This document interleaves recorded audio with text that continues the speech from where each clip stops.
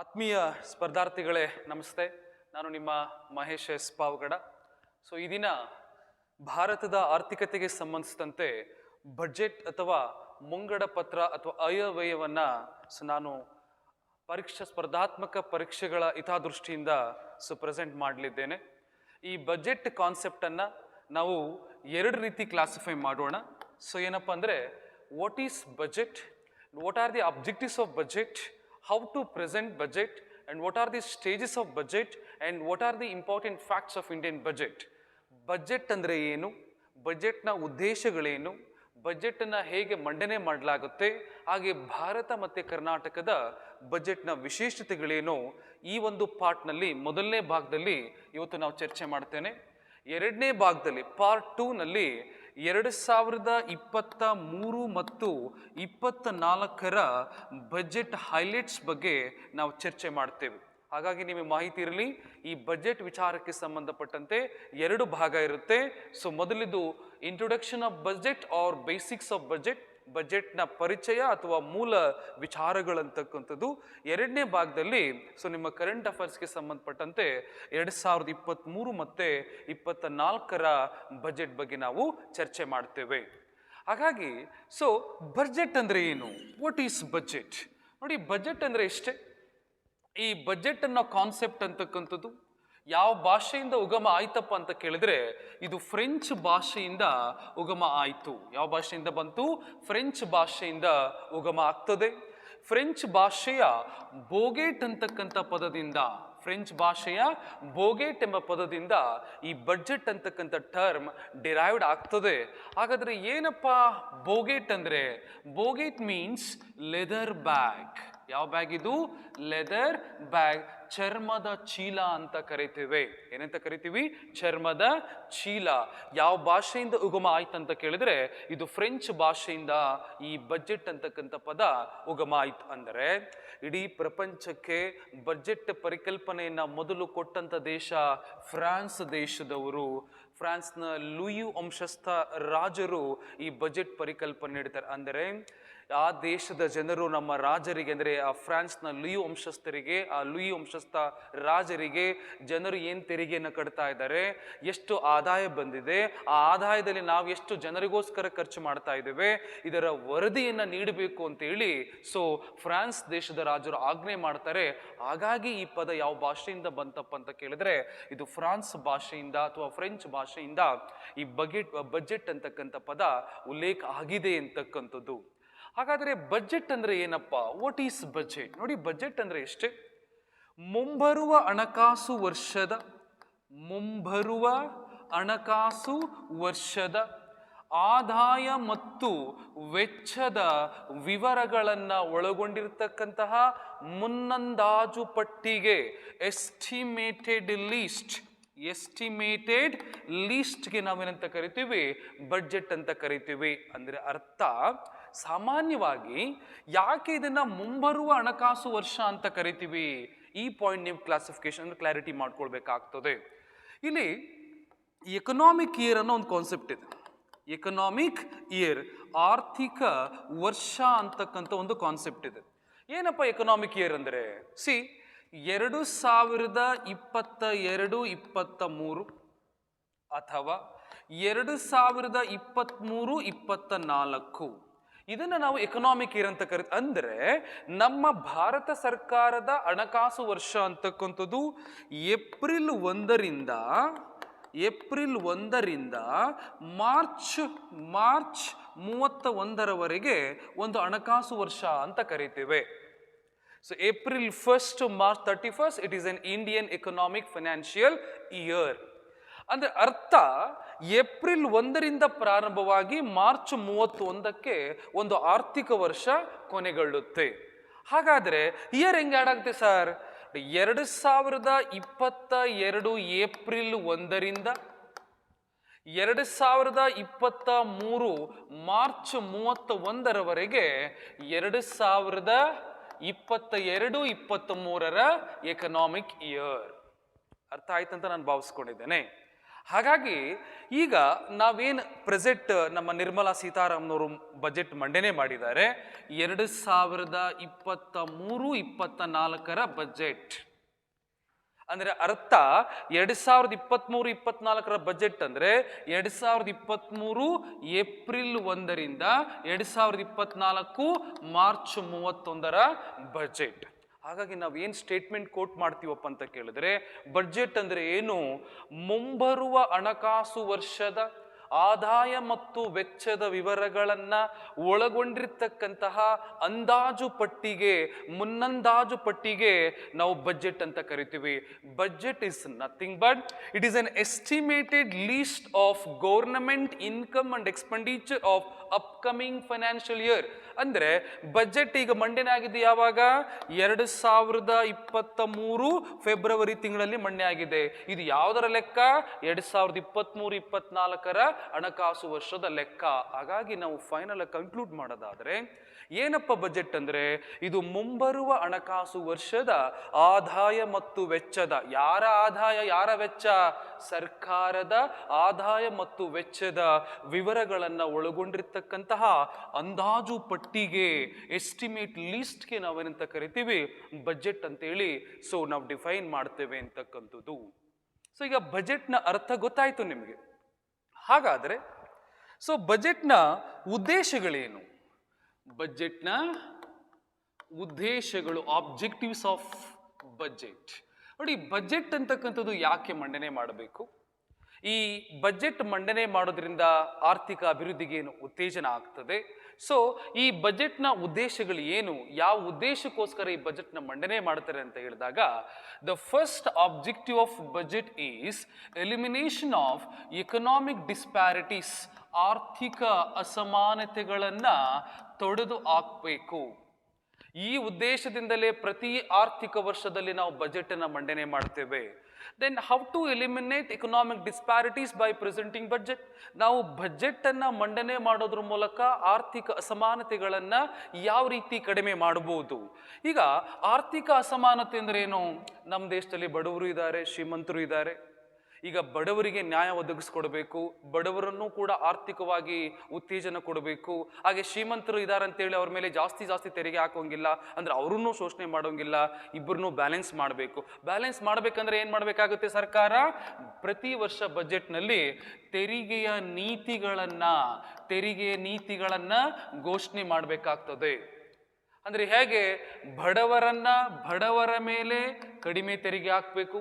ಶ್ರೀಮಂತರ ಅಂದ್ರೆ ಯಾರು ಹೆಚ್ಚಿನ ವರಮಾನ ಹೊಂದಿರ್ತಾರೆ, those who are having high income, ಅವರಿಗೆ ಹೆಚ್ಚಿನ ಆದಾಯವನ್ನ ವಿಧಿಸಬೇಕು. ಶ್ರೀಮಂತರ ಮೇಲೆ ಹೆಚ್ಚಿನ ತೆರಿಗೆ ವಿಧಿಸಿದ್ರಲ್ಲಿ 100% ಟ್ಯಾಕ್ಸ್ ಹಾಕೋಂಗಿಲ್ಲ. ಅವರು ಎಷ್ಟು ಪ್ರಮಾಣದಲ್ಲಿ ತೆರಿಗೆಯನ್ನು ಪಾವತಿ ಮಾಡಲಿಕ್ಕೆ ಸಾಮರ್ಥ್ಯ ಪಟ್ಕೊಂಡಿದ್ದಾರೆ ಆ ಪ್ರಮಾಣದಲ್ಲೇ ತೆರಿಗೆಯನ್ನು ವಿಧಿಸಿ ಇವರ ಶ್ರೀಮಂತರ ಆದಾಯವನ್ನ ತೆರಿಗೆ ಮೂಲಕ ಸಂಗ್ರಹಣೆ ಮಾಡಿ ಸರ್ಕಾರ ಬಡವರ ಅಭಿವೃದ್ಧಿಗೆ ಉತ್ತೇಜನ ಕೊಡುತ್ತೆ. ಅಂದ್ರೆ ಅರ್ಥ, ಈ ಬಜೆಟ್ನ ಉದ್ದೇಶ ಏನಾಗಿರುತ್ತೆ? ಆರ್ಥಿಕ ಅಸಮಾನತೆಗಳನ್ನ, ಎಕನಾಮಿಕ್ ಡಿಸ್ಪ್ಯಾರಿಟೀಸ್ ಅನ್ನ ಕಡಿಮೆ ಮಾಡಬೇಕು ಅನ್ನೋ ಉದ್ದೇಶದಿಂದ ಈ ಬಜೆಟ್ ಅನ್ನ ಮಂಡನೆ ಮಾಡಲಾಗುತ್ತೆ. It is the first objective of budget. The second objective of budget is achieving economic development. ಆರ್ಥಿಕ ಅಭಿವೃದ್ಧಿಯನ್ನ ಸಾಧಿಸಬೇಕು. ಅನ್ನೋ ಉದ್ದೇಶದಿಂದ ಬಜೆಟ್ನ ಮಂಡನೆ ಮಾಡಲಾಗುತ್ತೆ. ಹೌದಾ, ಬಜೆಟ್ ಮಂಡನೆ ಮಾಡೋದ್ರಿಂದ ಎಕನಾಮಿಕ್ ಡೆವಲಪ್ಮೆಂಟ್ ಆಗುತ್ತಾ? ಹೌದು. ಬಜೆಟ್ ಮಂಡನೆ ಮಾಡೋದ್ರ ಮೂಲಕನೇ ಸರ್ಕಾರ ಆರ್ಥಿಕ ಅಭಿವೃದ್ಧಿ ಯೋಜನೆಗಳನ್ನು ಅನುಷ್ಠಾನ ಮಾಡುತ್ತೆ. ಅದು ಮೂಲಭೂತ ಸೌಕರ್ಯ ಅಭಿವೃದ್ಧಿ ಯೋಜನೆ ಇರಲಿ, ನೀರಾವರಿ ಅಭಿವೃದ್ಧಿ ಯೋಜನೆ ಇರಲಿ, ರೈಲ್ವೆ ಅಭಿವೃದ್ಧಿ ಯೋಜನೆ ಇರಲಿ, ಕುಡಿಯುವ ನೀರಿನ ಸೌಲಭ್ಯ, ಶಿಕ್ಷಣ, ಆರೋಗ್ಯ, ಎಲ್ಲ ಕ್ಷೇತ್ರಗಳ ಅಭಿವೃದ್ಧಿಗೆ ಏನ್ ಬೇಕು? ಬಜೆಟ್ ಬೇಕು. ಹಾಗಾಗಿ ಆರ್ಥಿಕ ಅಭಿವೃದ್ಧಿಯನ್ನ ಸಾಧಿಸಬೇಕು ಅನ್ನೋ ಉದ್ದೇಶದಿಂದ ಈ ಬಜೆಟ್ ಅನ್ನ ಮಂಡನೆ ಮಾಡಲಾಗುತ್ತೆ. ಹಾಗೆ ಮೂರನೇ ಉದ್ದೇಶ ಏನಪ್ಪ ಅಂತ ಕೇಳಿದಾಗ, to bring the economic stability. ಆರ್ಥಿಕವಾಗಿ ಸ್ಥಿರತೆಯನ್ನ ಕಾಪಾಡಬೇಕು. ನಮ್ಮ ದೇಶದ GDP ಬೆಳವಣಿಗೆ ದರ 6.8% ಆಸ್ ಪರ್ 2022-23 ಎಕನಾಮಿಕ್ ಸರ್ವೆ ಪ್ರಕಾರ. ಈ 6.8 ಇಂದ ನಾವು ಇದನ್ನು ಹೆಚ್ಚಿಸ್ತಾ ಹೋಗ್ಬೇಕೇ ವಿನಃ ಇದರಿಂದ ಕಡಿಮೆ ಆಗಬಾರದು. ಅಂದ್ರೆ ಆರ್ಥಿಕ ಬೆಳವಣಿಗೆ ಅಥವಾ ಆರ್ಥಿಕತೆ ಅಂತಕ್ಕಂಥದ್ದು ಸ್ಥಿರತೆಯನ್ನ ಕಾಪಾಡ್ಕೊಳ್ಬೇಕು. ಸ್ಥಿರತೆಯನ್ನ ಕಾಪಾಡ್ಕೊಳ್ಬೇಕಂದ್ರೆ ನಾವು ಆರ್ಥಿಕ ಅಭಿವೃದ್ಧಿಗೆ ಉತ್ತೇಜನ ನೀಡತಕ್ಕಂಥ ಬಜೆಟ್ ಅನ್ನ ಪ್ರೆಸೆಂಟ್ ಮಾಡಬೇಕಾಗ್ತದೆ. ಹಾಗಾಗಿ the main objective of budget ಅಲ್ಲಿ to bring the economic stability in economy, ಆರ್ಥಿಕತೆಯಲ್ಲಿ ಆರ್ಥಿಕ ಸ್ಥಿರತೆಯನ್ನ ಕಾಪಾಡಬೇಕು ಅನ್ನೋ ಉದ್ದೇಶದಿಂದ ನಾವು ಬಜೆಟ್ ಅನ್ನ ಮಂಡನೆ ಮಾಡ್ತೇವೆ ಅಂತಕ್ಕಂಥದ್ದು. And another important objective of budget is fully or proper utilisation of resources. ಸಂಪನ್ಮೂಲಗಳನ್ನ ಸದ್ಬಳಕೆ ಮಾಡ್ಕೊಳ್ಬೇಕು. ಯಾವ ಸಂಪನ್ಮೂಲ? Whether it is natural resources or financial resources. ಹಣಕಾಸು ಸಂಪನ್ಮೂಲ ಇರಲಿ ಅಥವಾ ನೈಸರ್ಗಿಕ ಸಂಪನ್ಮೂಲ ಇರಲಿ ಅಥವಾ ಈ ಥರ ಯಾವುದೇ ಸಂಪನ್ಮೂಲ ಇರಲಿ, ಇವುಗಳನ್ನು ಸಮರ್ಪಕವಾಗಿ ಬಳಸ್ಕೊಳ್ಬೇಕಂದ್ರೆ ಇದಕ್ಕೆ ಒಂದು ಉದಾಹರಣೆ ಕೊಡ್ತೇನೆ. ಸೇ ಫಾರ್ ಎಕ್ಸಾಂಪಲ್, ಕರ್ನಾಟಕದ ಯಾದಗಿರಿ ಜಿಲ್ಲೆಯ ಶಹಾಪುರ ತಾಲೂಕಿನಲ್ಲಿ ಯುರೇನಿಯಂ ನಿಕ್ಷೇಪ ಅಂತಕ್ಕಂಥದ್ದು ಹೆಚ್ಚಾಗಿದೆ. ಇದು ನ್ಯಾಚುರಲ್ ರಿಸೋರ್ಸ್. ಇದನ್ನ ಈ ಲಭ್ಯ ಇರತಕ್ಕಂಥ ಸಂಪನ್ಮೂಲವನ್ನ ಈ ದೇಶದ ಆರ್ಥಿಕ ಪ್ರಗತಿಗೆ ಬಳಸ್ಕೊಳ್ಬೇಕಂದ್ರೆ ಅದನ್ನ ಎಕ್ಸ್ಟ್ರಾಕ್ಟ್ ಮಾಡ್ತಕ್ಕಂಥ ಜವಾಬ್ದಾರಿ, ಅದನ್ನ ಬಳಸ್ಕೊಳ್ತಕ್ಕಂಥ ಜವಾಬ್ದಾರಿ ಸರ್ಕಾರದ್ದು. ಸರ್ಕಾರ ಹೇಗ್ ಮಾಡಬೇಕು?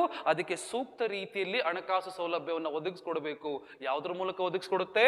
ಬಜೆಟ್ ಮೂಲಕ ಒದಗಿಸ್ಕೊಡುತ್ತೆ. ಹಾಗಾಗಿ proper utilisation of resources it is also another important objective of budget. ಇವೆಲ್ಲವೂ ಕೂಡ ಬಜೆಟ್ನ ಉದ್ದೇಶಗಳು ಅಂತಕ್ಕಂಥದ್ದು. ಹಾಗಾದ್ರೆ ಬಜೆಟ್ ಅನ್ನ ಮುಂಗಡ ಪತ್ರ ಅಥವಾ ಈ ಬಜೆಟ್ ಅನ್ನ ಮಂಡನೆ ಮಾಡೋದು ಹೇಗೆ? ಹೌ ಟು ಪ್ರೆಸೆಂಟ್ ಬಜೆಟ್ ಗೊತ್ತಿರಲಿ.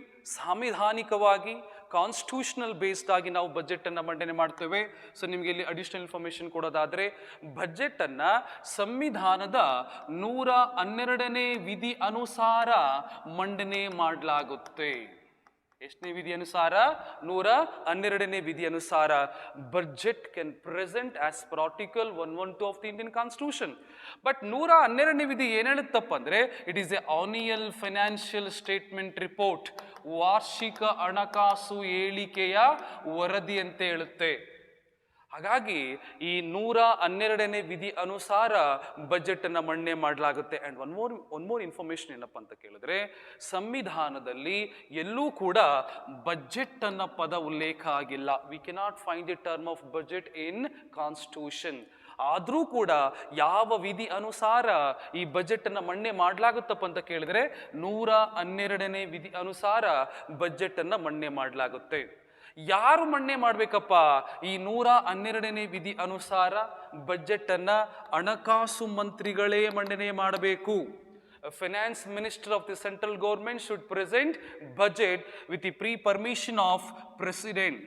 ರಾಷ್ಟ್ರಪತಿಯವರ ಅನುಮತಿಯ ಆಧಾರದ ಮೇಲೆ, ರಾಷ್ಟ್ರಪತಿಯವರ ಅನುಮತಿಯ ಆಧಾರದ ಮೇಲೆ ಹಣಕಾಸು ಮಂತ್ರಿಗಳು ಲೋಕಸಭೆಯಲ್ಲಿ, ಯಾವ ಸಭೆಯಲ್ಲಿ?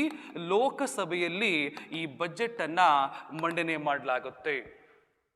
ಹಾಗಾಗಿ budget should presented by the Central Minister of Finance, Central Finance Minister with a pre-permission of President in Lokasabha. ಲೋಕಸಭೆಯಲ್ಲಿ ಕೇಂದ್ರ ಹಣಕಾಸು ಮಂತ್ರಿಗಳು ರಾಷ್ಟ್ರಪತಿಯವರ ಪೂರ್ವಾನುಮತಿ ಮೇರೆಗೆ ಈ ಬಜೆಟ್ ಮಸೂದೆಯನ್ನ ಅಥವಾ ಬಜೆಟ್ ಅನ್ನ ಪ್ರೆಸೆಂಟ್ ಮಾಡ್ತಾರೆ, ಮಂಡನೆ ಮಾಡ್ತಾರೆ ಅಂತಕ್ಕಂಥದ್ದು. ಹಾಗಾದ್ರೆ ಬಜೆಟ್ ಮಂಡನೆಯ ಹಂತಗಳನ್ನ ಅಥವಾ ಹೇಗೆ ಬಜೆಟ್ ಅನ್ನ ಮಂಡನೆ ಮಾಡ್ತಾರೆ ಇದು ತದನಂತರ ಚರ್ಚೆ ಮಾಡೋಣ. ಈ ಬಜೆಟ್ಗೆ ಸಂಬಂಧಪಟ್ಟಂತೆ what are the types of budget? ಬಜೆಟ್ನ ವಿಧಗಳು. Budget types of budget. ಬಜೆಟ್ನ ವಿಧಗಳು. ಎಷ್ಟು ವಿಧಗಳಿದೆಯಪ್ಪ ಬಜೆಟ್ನಲ್ಲಿ? ನಿಮಗೆ ಗೊತ್ತಿರಲಿ, ಬಜೆಟ್ನಲ್ಲಿ ವಿಶೇಷವಾಗಿ 3 ವಿಧಗಳಿದೆ. There are 3 types of budget. ಮೊದಲನೇ ಬಜೆಟ್ ಯಾವುದಪ್ಪ ಅಂತ ಕೇಳಿದ್ರೆ, ಉಳಿತಾಯ ಬಜೆಟ್ ಅಥವಾ ಮಿಗೂತೆಯ ಬಜೆಟ್.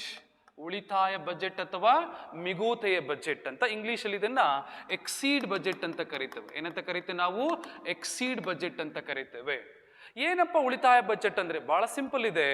ಸರ್ಕಾರದ ವರಮಾನ ಅಂತಕ್ಕಂಥದ್ದು ಸರ್ಕಾರದ ವೆಚ್ಚಗಳಿಗಿಂತ ಹೆಚ್ಚಾಗಿರ್ತಕ್ಕಂಥದ್ದು. When government income is greater than government expenditure, ಅಂದ್ರೆ ಸರ್ಕಾರಕ್ಕೆ ಜಾಸ್ತಿ ಇನ್ಕಮ್ ಬರ್ತಾ ಇದೆ, ಕಡಿಮೆ ಖರ್ಚಾಗ್ತಾ ಇದೆ. ಈ ರೀತಿಯ ಬಜೆಟ್ಗೆ ನಾವೇನಂತ ಕರಿತೀವಿ? ಉಳಿತಾಯದ ಬಜೆಟ್ ಅಥವಾ ಮಿಗುತೆಯ ಬಜೆಟ್ ಅಂತ ಕರಿತೇವೆ. ಹಾಗಾಗಿ ಮಾಹಿತಿ ಇರಲಿ, ಉಳಿತಾಯ ಬಜೆಟ್ ಅಥವಾ ಮಿಗುತಿಯ ಬಜೆಟ್ನಲ್ಲಿ ಗೌರ್ಮೆಂಟ್ಗೆ ಜಾಸ್ತಿ ಇನ್ಕಮ್ ಬರ್ತಾ ಇರುತ್ತೆ, ಕಡಿಮೆ ಖರ್ಚಾಗ್ತಾ ಇರುತ್ತೆ. ಇಂತಹ ಬಜೆಟ್ಗೆ ನಾವೇನಂತ ಕರಿತೀವಿ? ಉಳಿತಾಯ ಬಜೆಟ್ ಅಥವಾ ಮಿಗುತೆಯ ಬಜೆಟ್ ಅಂತ ಕರಿತೇವೆ. ಇದಕ್ಕೆ ವಿರುದ್ಧವಾಗಿರ್ತಕ್ಕಂಥದ್ದು ಕೊರತೆಯ budget. This is very important. ಕೊರತೆಯ ಬಜೆಟ್, ಕನ್ನಡದ ಇಂಗ್ಲಿಷ್ನಲ್ಲಿ ಇದನ್ನ ಡೆಫಿಸಿಟ್ ಬಜೆಟ್ ಅಂತ ಕರೀತಾರೆ. Deficit budget. ಏನಪ್ಪ ಡೆಫಿಸಿಟ್ ಬಜೆಟ್ ಅಂದ್ರೆ? ನೋಡಿ, ಡೆಫಿಸಿಟ್ ಬಜೆಟ್ ಅಂದ್ರೆ ಇಷ್ಟೇ, ಇದಕ್ಕೆ ಅಪೋಸಿಟ್ ಆಗಿರತಕ್ಕಂಥದ್ದು. ಅಂದ್ರೆ when government expenditure is greater than government income, ಸರ್ಕಾರದ ವೆಚ್ಚಗಳು ಸರ್ಕಾರದ ವರಮಾನಕ್ಕಿಂತ ಹೆಚ್ಚಾಗಿರ್ತಕ್ಕಂತಹ ಪರಿಸ್ಥಿತಿಗೆ ನಾವೇನಂತ ಕರಿತೀವಿ? ಕೊರತೆಯ ಬಜೆಟ್, ಡೆಫಿಸಿಟ್ ಬಜೆಟ್ ಅಂತ ನಾವು ಕರಿತೇವೆ. ಇಲ್ಲಿ ಇನ್ನೊಂದು ಪಾಯಿಂಟ್ ಬಹಳ ಮುಖ್ಯ ಇಲ್ಲಿ ಉಲ್ಲೇಖ ಆಗ್ತದೆ. ಏನಪ್ಪಾ ಅಂತ ಕೇಳಿದ್ರೆ, ಈ ಬಜೆಟ್ನ ವಿಧಗಳಿಗೆ ಸಂಬಂಧಪಟ್ಟಂತೆ ಅದು ಉಳಿತಾಯ ಬಜೆಟ್ ಇರಲಿ ಅಥವಾ ಕೊರತೆಯ ಬಜೆಟ್ ಇರಲಿ, ಇನ್ನೊಂದು ಮೂರನೇದು ಯಾವುದಪ್ಪ ಅಂತ ಕೇಳಿದಾಗ ನಿಮಗೆ ಮಾಹಿತಿ ಇರಲಿ, ದ ಥರ್ಡ್ ಒನ್ ಸಮತೋಲನ ಬಜೆಟ್. ಸಮತೋಲನ ಬಜೆಟ್, ಬ್ಯಾಲೆನ್ಸ್ಡ್ ಬಜೆಟ್ ಅಂತ ಕರಿತೀವಿ. ಏನಂತ ಕರಿತೀವಿ? Balanced budget. ಇಲ್ಲೇನಾಗಿರುತ್ತಪ್ಪ ಅಂದ್ರೆ ಸರ್ಕಾರದ ವರಮಾನ ಸರ್ಕಾರದ ವೆಚ್ಚಕ್ಕೆ ಸಮ ಆಗಿರುತ್ತೆ.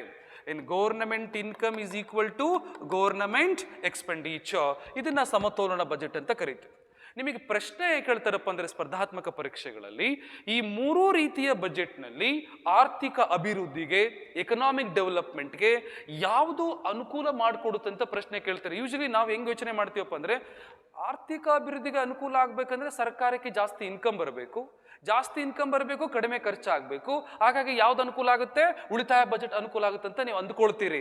ಆದರೆ ದ ಕರೆಕ್ಟ್ ಆನ್ಸರ್ ಇಸ್, ಅಂದರೆ ಈ ಮೂರೂ ರೀತಿಯ ಬಜೆಟ್ನಲ್ಲಿ, ಉಳಿತಾಯ ಬಜೆಟ್, ಕೊರತೆಯ ಬಜೆಟ್, ಸಮತೋಲನ ಬಜೆಟ್, ಈ ಮೂರೂ ಬಜೆಟ್ನಲ್ಲಿ ಎಕನಾಮಿಕ್ ಡೆವಲಪ್ಮೆಂಟ್ಗೆ, ಆರ್ಥಿಕ ಪ್ರಗತಿಗೆ ಅನುಕೂಲ ಮಾಡಿಕೊಡೋದು ಯಾವುದಪ್ಪ ಅಂತ ಕೇಳಿದ್ರೆ ಕೊರತೆಯ budget. Deficit budget, it can contribute to economic development or it can promote economic development.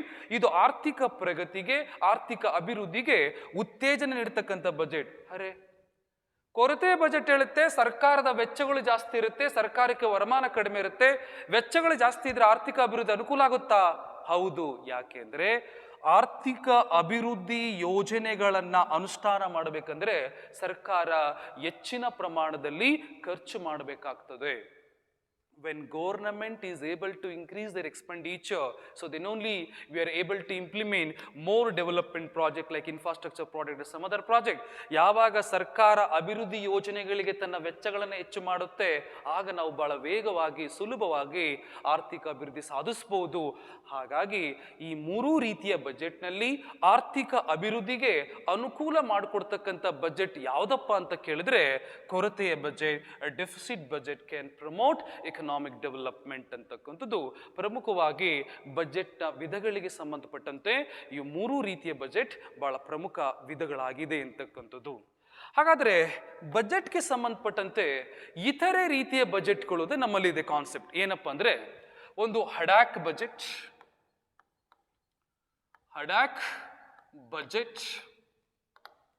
ಇನ್ನೊಂದು ಇಂಟ್ರೀಮ್ ಬಜೆಟ್.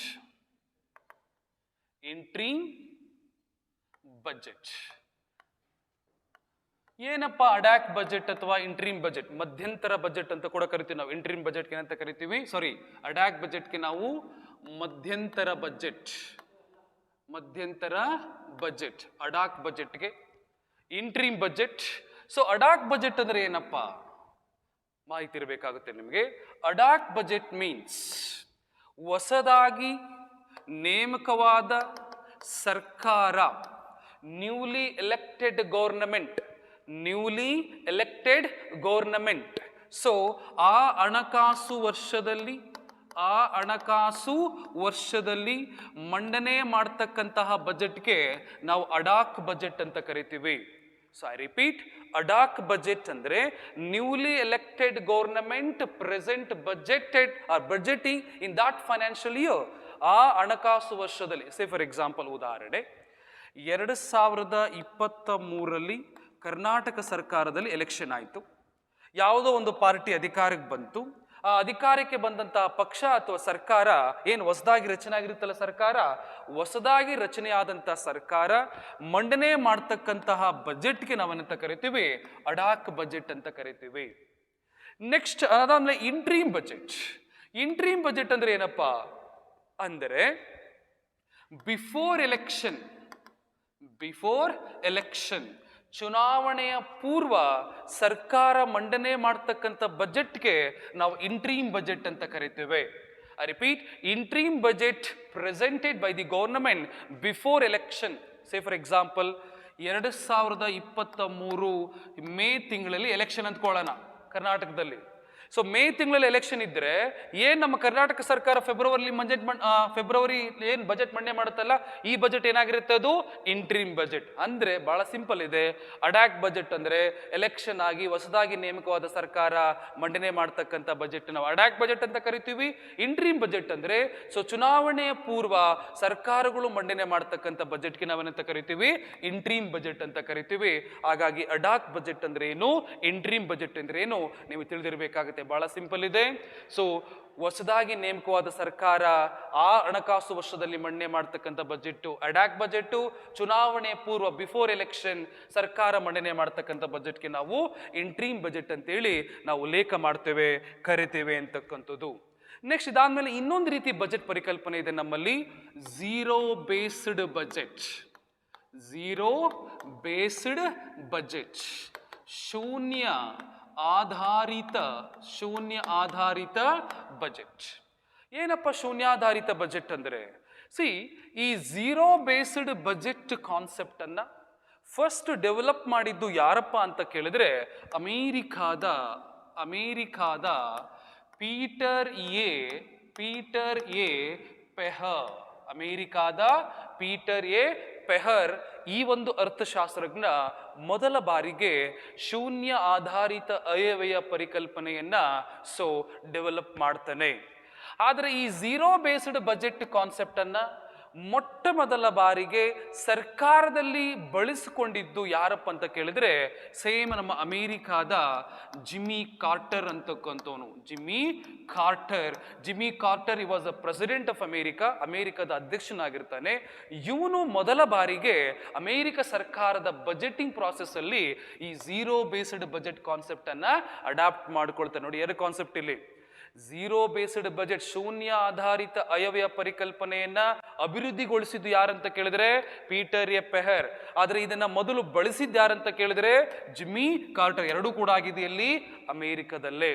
ಹಾಗಾದ್ರೆ ಭಾರತದಲ್ಲಿ ಝೀರೋ ಬೇಸ್ಡ್ ಬಜೆಟ್ ಇದೆಯಾ ಸರ್? ಹೌದು. ಯಾವಾಗ ಈ ಭಾರತದಲ್ಲಿ ಶೂನ್ಯ ಆಧಾರಿತ ಅಯವ್ಯಯ ಪರಿಕಲ್ಪನೆ ಜಾರಿಗೆ ಬಂತು ಅಂತ ಕೇಳಿದ್ರೆ 1986ರಲ್ಲಿ ರಾಜೀವ್ ಗಾಂಧಿ ಸರ್ಕಾರ ಅಂತಕ್ಕಂಥದ್ದು ಈ ಝೀರೋ ಬೇಸ್ಡ್ ಬಜೆಟ್ ಕಾನ್ಸೆಪ್ಟ್ ಅನ್ನ adopt ಮಾಡ್ಕೊಳ್ಳಾಗುತ್ತೆ.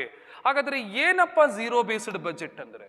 What is zero based budget? ಶೂನ್ಯಾಧಾರಿತ ಅಯವ್ಯಯ ಅಂದ್ರೆ ಏನು? ಬಹಳ ಸಿಂಪಲ್ ಇದೆ. ಶೂನ್ಯಾಧಾರಿತ ಅಯವ್ಯಯ ಅಂದ್ರೆ ಇಷ್ಟೇ, ಸರ್ಕಾರದ ಯಾವುದೇ ವೆಚ್ಚಗಳು ಝೀರೋ ಇಂದ ಪ್ರಾರಂಭ ಆಗ್ತಕ್ಕಂಥದ್ದು, ಶೂನ್ಯದಿಂದ ಪ್ರಾರಂಭ ಆಗ್ತಕ್ಕಂಥದ್ದು ನಾವೇನಂತ ಕರಿತೀವಿ ಶೂನ್ಯ ಆಧಾರಿತ ಅಯವ್ಯಯ. That any government expenditure starts from zero. ಸರ್ಕಾರದ ಯಾವುದೇ ವೆಚ್ಚಗಳು ಎಲ್ಲಿಂದ ಪ್ರಾರಂಭ ಆಗುತ್ತೆ? ಶೂನ್ಯದಿಂದ ಪ್ರಾರಂಭ ಆಗುತ್ತೆ. ಏನ್ರಿ ಇದು, ಸರ್ಕಾರದ ವೆಚ್ಚಗಳು ಶೂನ್ಯದಿಂದ ಪ್ರಾರಂಭ ಆಗುತ್ತಾ? ಹೌದು. ಹೇಗೆ ಅಂದ್ರೆ 2022 ಮತ್ತು 23ರ ಬಜೆಟ್ನಲ್ಲಿ ಕರ್ನಾಟಕ ಸರ್ಕಾರ ಅಂತಕ್ಕಂಥದ್ದು ನಮ್ಮ ಮೆಟ್ರೋ ಯೋಜನೆಗೆ ಒಂದು 500 ಕೋಟಿ ಕೊಟ್ಟಿದೆ ಅಂದ್ಕೊಳ್ಳೋಣ ಎಕ್ಸಾಂಪಲ್.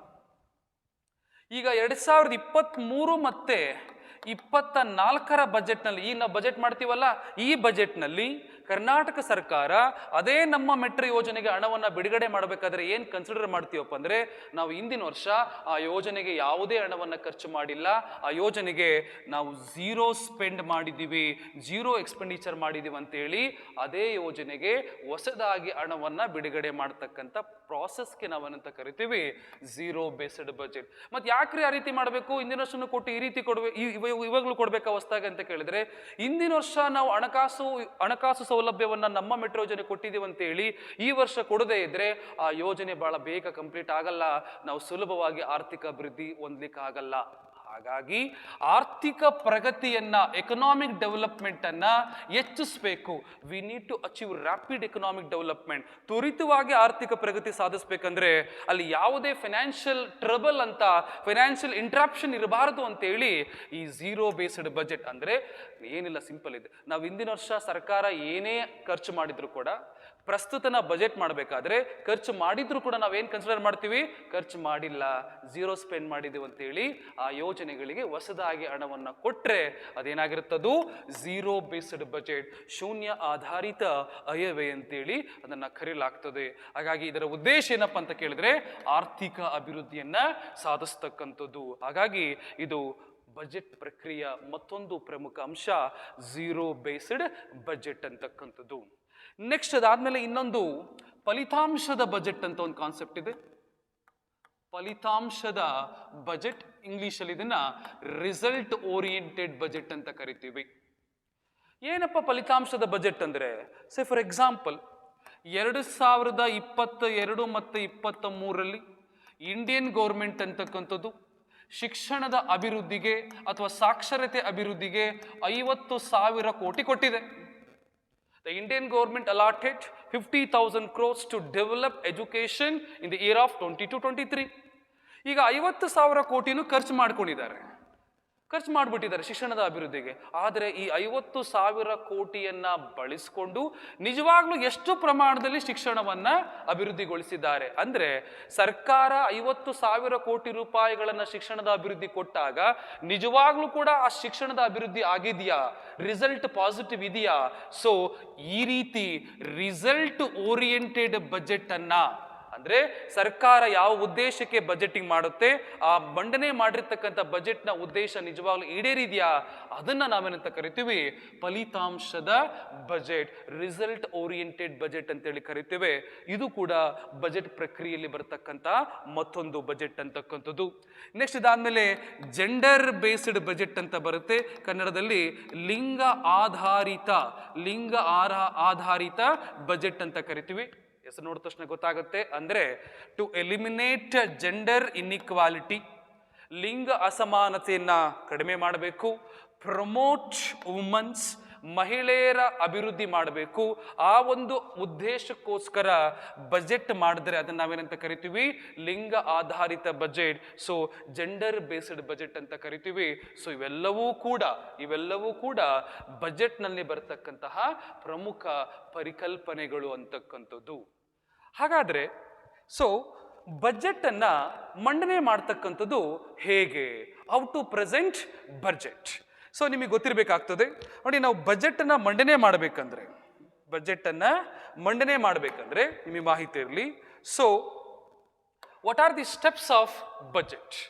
ನೋಡಿ, ಬಜೆಟ್ ಮಂಡನೆಗೆ ಸಂಬಂಧಪಟ್ಟಂತೆ ಒಟ್ಟು 4 ಹಂತಗಳಿದೆ. ಎಷ್ಟು ಹಂತಗಳಿದೆ?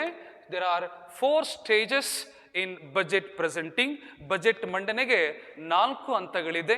ಸೊ ಅದಕ್ಕಿಂತ ಮುಂಚೆ ಬಜೆಟ್ ಏನೆಲ್ಲ ಒಳಗೊಂಡಿರುತ್ತೆ ಇದು ತಿಳ್ಕೊಬೇಕಾಗುತ್ತೆ.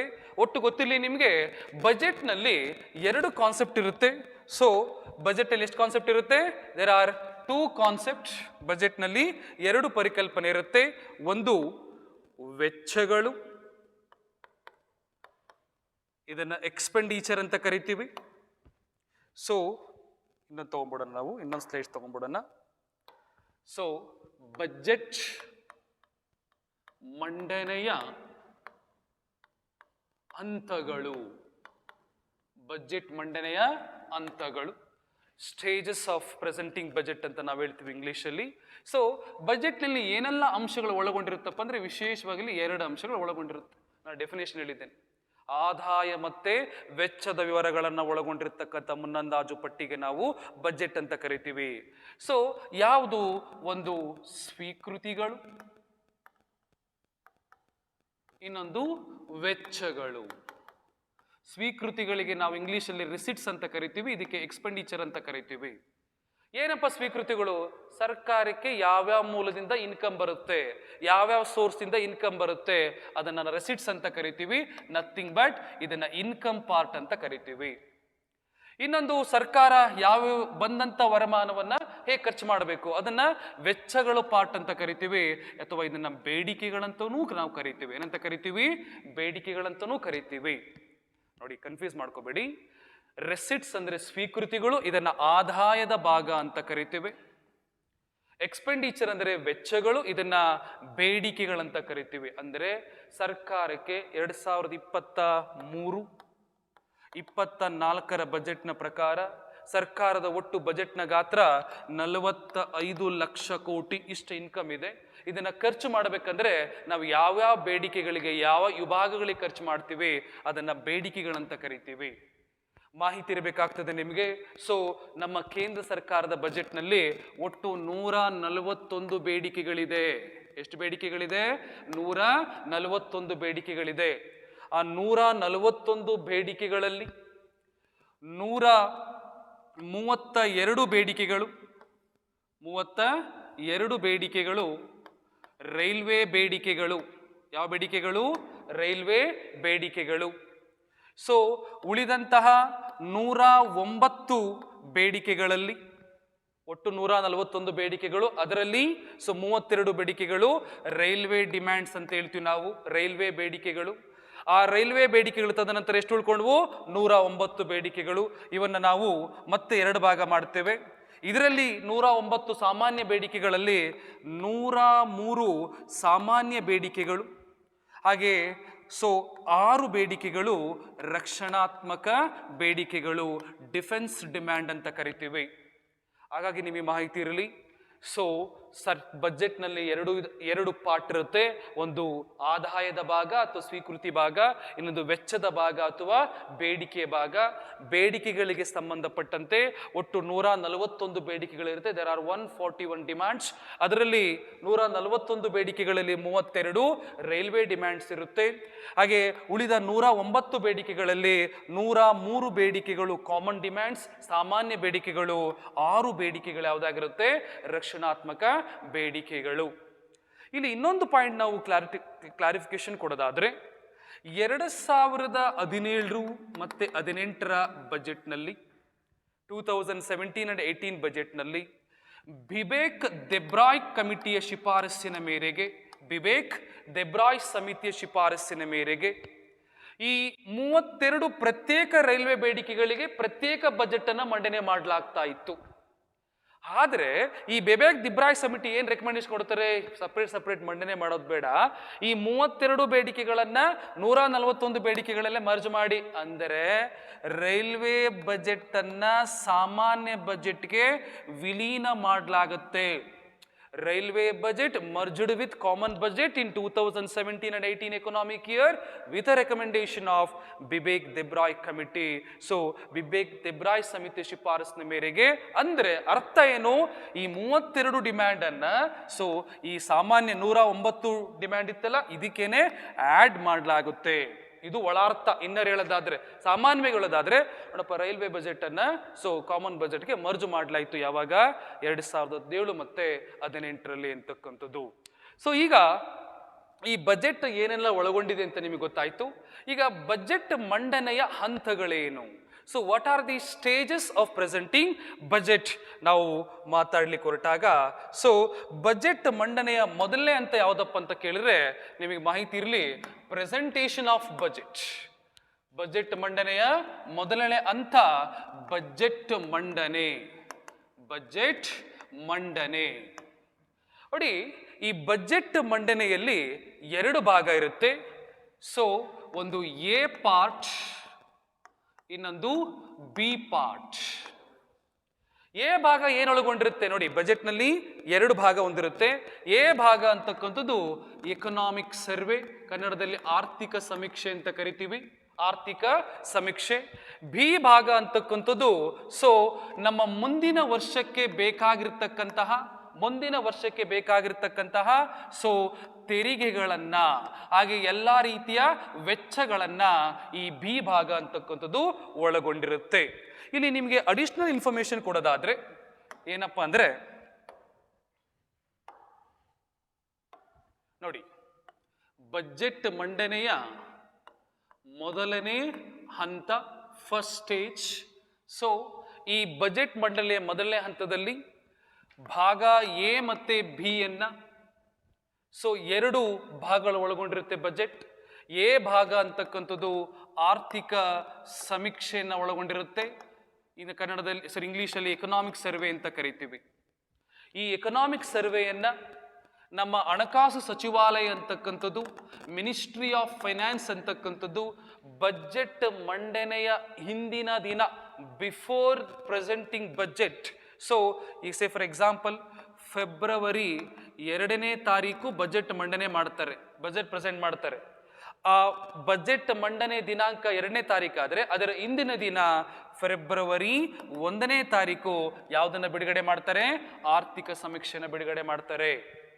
ಹಾಗಾಗಿ ಮಾಹಿತಿ ಇರಲಿ, ಭಾರತದ ಆರ್ಥಿಕ ಸಮೀಕ್ಷೆಯನ್ನ, ಇಂಡಿಯನ್ ಎಕನಾಮಿಕ್ ಸರ್ವೆಯನ್ನ ಪಬ್ಲಿಷ್ ಮಾಡೋದು ಯಾರಂತ ಕೇಳಿದರೆ ನಮ್ಮ ಹಣಕಾಸು ಸಚಿವಾಲಯ, ಮಿನಿಸ್ಟ್ರಿ ಆಫ್ ಫೈನಾನ್ಸ್. ಆದರೆ ಕರ್ನಾಟಕ ಎಕನಾಮಿಕ್ ಸರ್ವೆಯನ್ನ, ಕರ್ನಾಟಕದ ಆರ್ಥಿಕ ಸಮೀಕ್ಷೆಯನ್ನ ಪಬ್ಲಿಷ್ ಮಾಡೋದು ಯಾರಪ್ಪ ಅಂತ ಕೇಳಿದ್ರೆ DES, directorate of economics and statistics, ಆರ್ಥಿಕ ಮತ್ತು ಸಾಂಖ್ಯಿಕ ನಿರ್ದೇಶನಾಲಯ ಅಂತಕ್ಕಂಥದ್ದು ಈ ಒಂದು ನಮ್ಮ ಕರ್ನಾಟಕದ ಎಕನಾಮಿಕ್ ಸರ್ವೆಯನ್ನ ಪಬ್ಲಿಷ್ ಮಾಡುತ್ತೆ ಅಂತಕ್ಕಂಥದ್ದು. ಹಾಗಾಗಿ ಸೊ ಬಜೆಟ್ ಮಂಡನೆಯ ಮೊದಲನೇ ಹಂತದಲ್ಲಿ, first stage of budget presentation ಅಲ್ಲಿ ಏನೆಲ್ಲ ಒಳಗೊಂಡಿರ್ತಪ್ಪ ಅಂತ ಕೇಳಿದ್ರೆ ನಿಮಗೆ ಮಾಹಿತಿ ಇರಲಿ. ಸೊ ಸಂವಿಧಾನದ 112ನೇ ವಿಧಿ ಅನುಸಾರ ಹಣಕಾಸು ಮಂತ್ರಿಗಳು, ಯಾವ ಮಂತ್ರಿಗಳು? ಹಣಕಾಸು ಮಂತ್ರಿಗಳು ಬಜೆಟ್ ಅನ್ನ ಲೋಕಸಭೆಯಲ್ಲಿ ಮಂಡನೆ ಮಾಡ್ತಾರೆ, ಅದನ್ನ ಓದ್ತಾರೆ ಅಂತ ಕೂಡ ನಾವು ಹೇಳ್ಬೋದು. ಎಲ್ಲಿ? ಲೋಕಸಭೆಯಲ್ಲಿ. So it is a first stage of budget. ಇದು ಬಜೆಟ್ ಮಂಡನೆಯ ಮೊದಲನೇ ಹಂತ.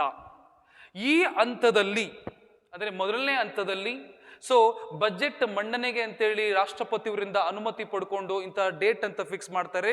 ಆ ಡೇಟ್ನಲ್ಲಿ ಹಣಕಾಸು ಮಂತ್ರಿಗಳು ಲೋಕಸಭೆಯಲ್ಲಿ ಬಜೆಟ್ ಅನ್ನ ಮಂಡನೆ ಮಾಡ್ತಾರೆ. ಮಂಡನೆ ಮಾಡಿರ್ತಕ್ಕಂಥ ಬಜೆಟ್ ಪ್ರತಿಗಳನ್ನ ಲೋಕಸಭೆ ಸದಸ್ಯರು ಹಾಗೂ ರಾಜ್ಯಸಭೆ ಸದಸ್ಯರಿಗೆ ವರ್ಗಾವಣೆ ಮಾಡ್ತಾರೆ, ಅಂದ್ರೆ ನೀಡ್ತಾರೆ ಆ ಬಜೆಟ್ ಪ್ರತಿಯನ್ನ. ಸೊ ಈ ಒಂದು ಹಂತ ಅಂದ್ರೇನು? Just the first stage of budget presentation ಅಲ್ಲಿ ಬಜೆಟ್ ಅನ್ನ ಹಣಕಾಸು ಮಂತ್ರಿಗಳು ಲೋಕಸಭೆಯಲ್ಲಿ ಮಂಡನೆ ಮಾಡ್ತಾರೆ. ಮಂಡನೆ ಮಾಡಿರ್ತಕ್ಕಂಥ ಬಜೆಟ್ ಪ್ರತಿಗಳನ್ನ ಲೋಕಸಭಾ ಸದಸ್ಯರಿಗೆ, ಹಾಗೆ ಎಲ್ಲಾ ಮಿನಿಸ್ಟ್ರಿಗೆ, ಹಾಗೆ ರಾಜ್ಯಸಭಾ ಸದಸ್ಯರಿಗೆ ನೀಡಲಾಗುತ್ತೆ. ಇದು ಬಜೆಟ್ ಮಂಡನೆಯ ಮೊದಲನೇ ಹಂತ ಅಂತಕ್ಕಂಥದ್ದು. ಹಾಗಾದ್ರೆ ಬಜೆಟ್ ಮಂಡನೆ ಎರಡನೇ ಹಂತ ಏನಪ್ಪಾ ಅಂದ್ರೆ, ಸೊ ಮಂಡನೆ ಮಾಡಿರ್ತಕ್ಕಂಥ ಬಜೆಟ್ನಲ್ಲಿ ಸೊ ಯಾವ್ಯಾವ ವಿಚಾರದ ಬಗ್ಗೆ ಬಜೆಟ್ ಮಂಡನೆ ಮಾಡಿದರೆ ಅದಕ್ಕೆ ಸಾಮಾನ್ಯ ಚರ್ಚೆ ಆಗುತ್ತೆ, ಜನರಲ್ ಡಿಸ್ಕಷನ್ ಆಗುತ್ತೆ. ಎಲ್ಲಿ? ಎರಡೂ ಸದನದಲ್ಲಿ ಆಗುತ್ತೆ. ಗೊತ್ತಿರಲಿ, ಲೋಕಸಭೆಯಲ್ಲೂ ಚರ್ಚೆ ಆಗುತ್ತೆ, ರಾಜ್ಯಸಭೆಯಲ್ಲೂ ಚರ್ಚೆ ಆಗುತ್ತೆ. ಸೊ ಈ ಮಂಡನೆ ಮಾಡಿರ್ತಕ್ಕಂಥ ಬಜೆಟ್ಗೆ ಸಾಮಾನ್ಯ ಚರ್ಚೆಯನ್ನ ಮಾಡಲಿಕ್ಕೆ ಲೋಕಸಭಾ ಸ್ಪೀಕರ್ ಅಂತಕ್ಕಂಥವ್ರು 3 ರಿಂದ 4 ದಿನ ಅವಕಾಶ ನೀಡಲಾಗುತ್ತೆ. ಸೊ ಸಾಮಾನ್ಯ ಚರ್ಚೆಯಲ್ಲಿ ಏನೆಲ್ಲ ಮಾಡಲಾಗುತ್ತೆ ಇದು ಗೊತ್ತಿರಬೇಕು ನಿಮಗೆ. C, I am talking about the second stage of the budget presentation. Budget ಮಂಡನೆ ಎರಡನೇ ಅಂತ ನಾನು ಮಾತಾಡ್ತಾ ಇದ್ದೀನಿ. ಫಸ್ಟ್ ಸ್ಟೇಜ್ ಅಲ್ಲಿ ಬಜೆಟ್ ನ ಮಂಡನೆ ಮಾಡ್ತಾರೆ. ಮಂಡನೆ ಮಾಡಿ ಆ ಪ್ರತಿಗಳನ್ನ ಲೋಕಸಭಾ ಸದಸ್ಯರಿಗೆ, ರಾಜ್ಯಸಭಾ ಸದಸ್ಯರಿಗೆ ಕೊಡ್ತಾರೆ. ಆಯ್ತು, ಕ್ಲಿಯರ್ ಆಯ್ತು, ಬಜೆಟ್ ಮಂಡನೆ ಆಯ್ತು. ಈಗ ಎರಡನೇ ಹಂತ ಏನು? ಮಂಡನೆ ಮಾಡಿರ್ತಕ್ಕಂಥ ಬಜೆಟ್ ಮೇಲೆ ಸಾಮಾನ್ಯ ಚರ್ಚೆ ಆಗುತ್ತೆ, ಜನರಲ್ ಡಿಸ್ಕಷನ್ ಆಗುತ್ತೆ. ಸೊ ಈ ಒಂದು ಮಂಡನೆ ಅಂತ ಅಂದ್ರೆ ಸಾಮಾನ್ಯ ಚರ್ಚೆ ಹಂತದಲ್ಲಿ ಸೊ ಏನ್ ಮಾಡ್ಲಾಗುತ್ತಪ್ಪ ಅಂದ್ರೆ, ಏನು ಈ 109 ಬೇಡಿಕೆಗಳು ಪ್ಲಸ್ 32 ರೈಲ್ವೆ ಬೇಡಿಕೆಗಳನ್ನ ಏನು ಮಂಡನೆ ಮಾಡಿದ್ರು ನಮ್ಮ ಹಣಕಾಸು ಸಚಿವರು, ಆ 109 ಪ್ಲಸ್ 32 ಬೇಡಿಕೆಗಳ ಮೇಲೆ ಚರ್ಚೆ ಆಗುತ್ತೆ ಲೋಕಸಭೆಯಲ್ಲಿ ಮತ್ತೆ ರಾಜ್ಯಸಭೆಯಲ್ಲಿ. ಚರ್ಚೆ ಆದ ನಂತರ ಯಾವ್ಯಾವ ವಿಷಯಗಳಲ್ಲಿ ಏನೆಲ್ಲ ಬಜೆಟ್ ಮಂಡನೆ ಮಾಡಿದ ಅನ್ನೋದಕ್ಕೆ ವಿಷಯವಾರು ಸಮಿತಿಗಳಿಗೆ ಆ ಬಜೆಟ್ ಅನ್ನ ಕಳಿಸ್ಕೊಡ್ಲಾಗುತ್ತೆ. ಸಮಿತಿಗಳು ಅದನ್ನ ಅಧ್ಯಯನ ಮಾಡುತ್ತೆ. ಗೊತ್ತಿರಲಿ ನಿಮ್ಗೆ. ಸೊ ಸಮಿತಿಗಳಿಗೆ ಸಂಬಂಧಪಟ್ಟಂತೆ ಒಟ್ಟು ಸೊ ನಮ್ಮ ರಾಜ್ಯಸಭೆ ಮತ್ತೆ ಲೋಕಸಭೆ ಎರಡೂ ಸೇರಿಕೊಂಡು 24 ಸಮಿತಿಗಳಿದೆ. ಆ 24 ಸಮಿತಿಗಳಲ್ಲಿ 16 ಸಮಿತಿಗಳು ಲೋಕಸಭೆ ನಿರ್ವಹಣೆ ಮಾಡಿದ್ರೆ 8 ಸಮಿತಿಗಳನ್ನ ರಾಜ್ಯಸಭೆ ನಿರ್ವಹಣೆ ಮಾಡುತ್ತೆ. ಹಾಗಾಗಿ ಸಾಮಾನ್ಯ ಚರ್ಚೆ ಅಥವಾ ಬಜೆಟ್ ಮಂಡನೆ ಎರಡನೇ ಹಂತದಲ್ಲಿ ಮಂಡನೆ ಮಾಡಿರ್ತಕ್ಕಂಥ ಬಜೆಟ್ ಮೇಲೆ ಎಲ್ಲ ಸದಸ್ಯರು ಚರ್ಚೆ ಮಾಡ್ತಾರೆ. ಚರ್ಚೆ ಮಾಡಿ ನಂತರ ಏನು ಮಾಡ್ತಾರಪ್ಪ ಅಂದರೆ ಅದನ್ನು ವಿಷಯವಾರು ಸಮಿತಿಗೆ ವರ್ಗಾವಣೆ ಮಾಡಲಾಗುತ್ತೆ. ಲೋಕಸಭೆಯ 16 ಸಮಿತಿಗಳು ಮತ್ತು ರಾಜ್ಯಸಭೆ 8 ಸಮಿತಿಗಳು ಆ ಬಜೆಟ್ ಏನು ಮಂಡನೆ ಮಾಡಿರ್ತಕ್ಕಂಥ ಬಜೆಟ್ನ ವಿಷಯವಾರು ಸಮಿತಿಗಳು ಏನು ಮಾಡ್ತಾರೆ, ಅದನ್ನು ಮತ್ತೆ ಡೀಪ್ ಸ್ಟಡಿ ಮಾಡ್ತಾರೆ, ಯಾವುದು ಸರಿ ಇದೆ ಯಾವುದು ತಪ್ಪಿದೆ ಅಂತಕ್ಕಂಥದ್ದು. ಆ್ಯಂಡ್ ಇಲ್ಲಿ ಇನ್ನೊಂದು ಅಡಿಷನಲ್ ಇನ್ಫಾರ್ಮೇಶನ್ ಕೊಡೋದಾದ್ರೆ, ನಾನು ಆಗಲೇ ಹೇಳಿದೆ ಈ ಸಾಮಾನ್ಯ ಚರ್ಚೆ ಹಂತದಲ್ಲಿ ರಾಜ್ಯಸಭೆಯೂ ಕೂಡ ಅಂದರೆ ಮಂಡನೆ ಮಾಡಿರ್ತಕ್ಕಂಥ ಬಜೆಟ್ ಅನ್ನ ರಾಜ್ಯಸಭೆಗೂ ಕೂಡ ಕಳಿಸ್ಕೊಡ್ತಾರೆ. ಆದರೆ ರಾಜ್ಯಸಭೆ ಈ ಬಜೆಟ್ ಮಸೂದೆಯ ಮೇಲೆ ಮತ ಚಲಾವಣೆ ಮಾಡತಕ್ಕಂಥ ಅಧಿಕಾರ ಹೊಂದಿಲ್ಲ.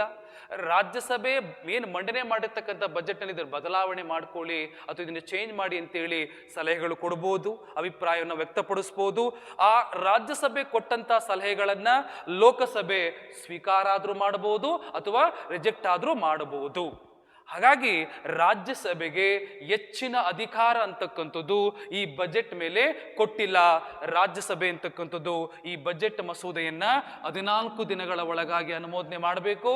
ಅನುಮೋದನೆ ಮಾಡಲಿಲ್ಲ ಅಂದ್ರೆ ಎಲ್ಲಿ ಕಳಿಸ್ಕೊಳ್ಳಾಗುತ್ತೆ, ಅದನ್ನು ಪುನಃ ನಮ್ಮ ರಾಷ್ಟ್ರಪತಿಗೆ ಕಳಿಸ್ಕೊಡುತ್ತೆ. ಅಂದ್ರೆ ಲೋಕಸಭೆ ಅಂತಕ್ಕಂಥದ್ದು ಲೋಕಸಭೆಯಲ್ಲಿ ಚರ್ಚೆ ಆದ ನಂತರ ಬಜೆಟ್ ಮಸೂದೆನ ರಾಜ್ಯಸಭೆ ಕಳಿಸ್ಕೊಡ್ತಾರೆ.